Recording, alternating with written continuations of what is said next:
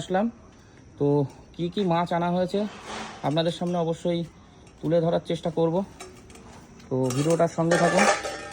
প্রতিদিনের মতো আজকেও বৃষ্টির মধ্যে গিয়েছি ভিজতে ভিজতে।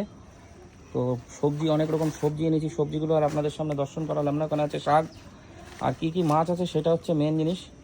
ঠিক আছে, তো ভিডিওটার সঙ্গে থাকুন, পরপর দেখাতে থাকবো। আজকে যা এনেছি টোটালি হচ্ছে দেশি মাছের সম্ভার, কোনো আজকে সামুদ্রিক মাছ বা অন্য কোনো মাছ আনিনি, পুরোটাই দেশি। তো এর মধ্যে আছে হচ্ছে শোল, একটা শোল এনেছি 500 গ্রাম ওয়েটের। আর ওর মধ্যে আছে আরও একদম দারুণ দেশি